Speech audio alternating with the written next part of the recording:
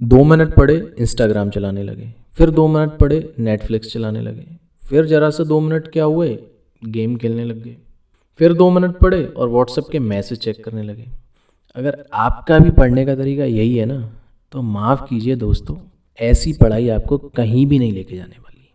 सिर्फ आज से नहीं बल्कि सालों से पढ़ाई लिखाई हमारी संस्कृति का एक हिस्सा रही है। भले ही अर्जुन हो या एकलव्य हो, वो हर विद्यार्थी जिसने विद्या को पूरे मन से ग्रहण किया है, उसने समाज में एक मुकाम हासिल किया है।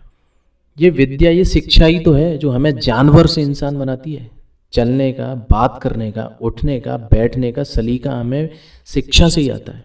विद्या ही हमें समाज में एक ओहदा और हैसियत दिलाती है। मगर बड़े ही शर्म की बात है कि आप में से काफ़ी लोग इस पढ़ाई से बचने की कोशिश करते हैं, तरह तरह के बहाने बनाकर इसे टालने की कोशिश करते हैं। वो हर स्टूडेंट जो पढ़ाई से बचता है, उससे आज मैं एक सवाल पूछना चाहता हूँ। आप किसके लिए पढ़ रहे हो? अपने आप के लिए या किसी और के लिए? अगर आप अपने लिए पढ़ रहे हो तो फिर ये बहाने कैसे? सर्दियों में आपको ठंड लगती है इसलिए नहीं पढ़ पाते, गर्मियों में आपको पसीना आता है इसलिए नहीं पढ़ पाते, पेट खाली है तो भूख के मारे नहीं पढ़ पाते, पेट भरा हुआ है तो नींद के मारे नहीं पढ़ पाते। मैं आज आपको बता दूं कि ये बहाने हैं ना जितने भी, ये आपको आपके सपनों से दूर कर रहे हैं। ना पढ़ने पर कई आपके जो निकम्मे दोस्त हैं ना, वो आपको बिल गेट्स का एग्जाम्पल देते होंगे, कहते होंगे कि उसने बीच में कॉलेज छोड़ दिया था, फिर भी दुनिया का सबसे अमीर आदमी है। तो मैं ना ये जो आपकी आंखों पे जो पर्दा डाला है ना, मैं इसको हटाना चाहता हूँ। बिल गेट्स अभी भी ऐसा इंसान है जो एक साल में कम से कम 70 से 80 किताबें पढ़ लेता है और उनसे सीखता है, समझता है, उन किताबों के एक्सपीरियंस को अपनी लाइफ में इम्प्लीमेंट करता है। मैं आपको अगर दूसरा एग्जांपल दूं तो भारत के मिसाइल मैन कहे जाते हैं डॉक्टर एपीजे अब्दुल कलाम। उनकी मृत्यु के बाद में पता है उनके पास से क्या मिला? कम से कम 2500 2500 किताबें मिली उनके पास से।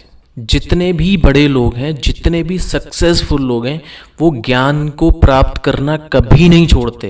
वो निरंतर ज्ञान को प्राप्त करते रहते हैं, किताबों के माध्यम से और किसी माध्यम से।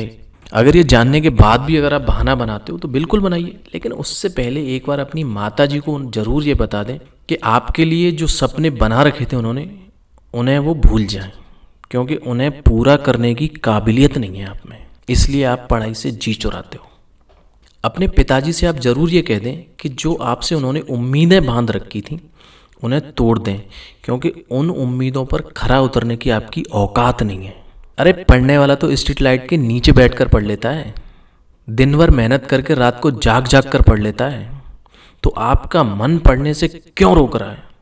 आपका मन बड़ा ही चंचल है, वो हर उस काम को रोकेगा जिसमें आपको मेहनत लगती है, और हर उस काम को करने के लिए उकसाएगा जो आपको गलत रास्ते पर ले जाता है।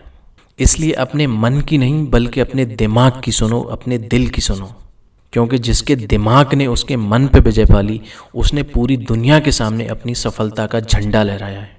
पढ़ना और आगे बढ़ना आपका हक है, तो अपना हक कभी मत छोड़ो।